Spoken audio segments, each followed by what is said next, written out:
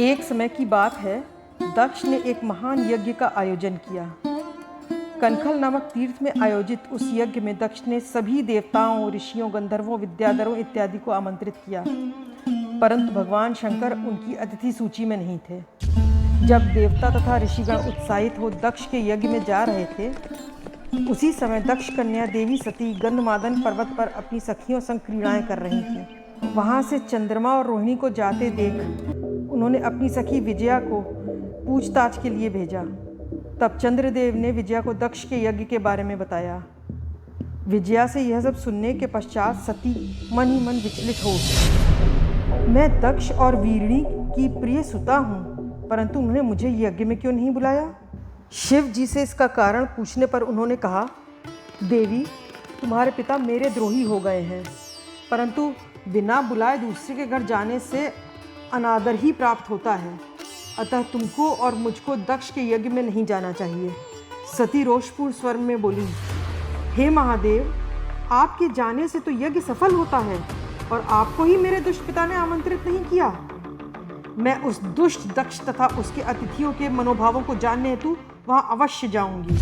देवी सती विभूषित वृषभ पर आरूढ़ हो तथा आभूषणों से अलंकृत हो अपने पिता के भवन पर पहुंची। वहाँ उन्होंने भगवान विष्णु आदि देवताओं के भाग को तो देखा, परंतु शिव जी का भाग न देखकर उनके क्रोध की सीमा न रही और उन्होंने अपने पिता से कहा, हे पिताश्री, ऐसा प्रतीत होता है कि आपकी बुद्धि भ्रष्ट हो गई है जो आपने शिव जी का अनादर किया है। दक्ष बोले, मुझ दुर्बुद्धि ने ब्रह्मा जी द्वारा प्रेरित किए जाने पर उस दुरात्मा रुद्र से तुम्हारा विवाह कर दिया था, अतः तुम शांत हो जाओ और अपना भाग ग्रहण करो। दक्ष पर क्रोधित हो सहसा अपने शरीर को त्यागने की इच्छा सती में प्रबल हो उठी। उन्होंने योग मार्ग से शरीर के दग्ध हो जाने पर पवित्र वायुमय रूप धारण कर लिया और उनका निष्पाप शरीर यज्ञाग्नि में गिरा और उनकी इच्छा के अनुसार उसी क्षण जलकर भस्म हो गया। शिवगणों ने जाकर यह सारा वृतांत शिव जी को सुनाया। यह सुनकर महारौद्र पराक्रमी भगवान शंकर ने एक जटा उखाड़कर क्रोध से उसे पर्वत पर पटक दिया।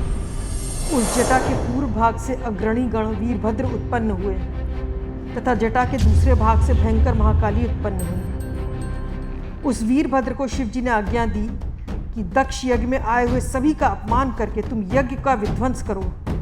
वीरभद्र तथा शिव जी के अन्य गणों ने वहां जाकर महान उपद्रव प्रारंभ किया।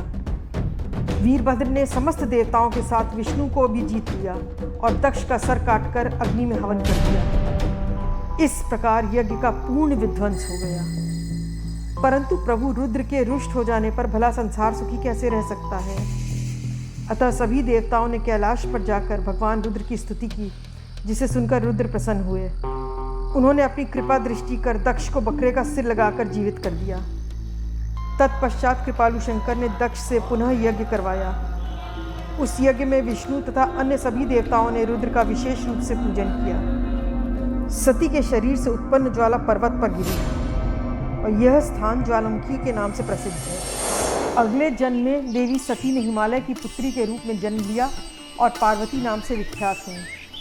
पार्वती ने कठिन तप कर परमेश्वर शिव को पति रूप में प्राप्त किया।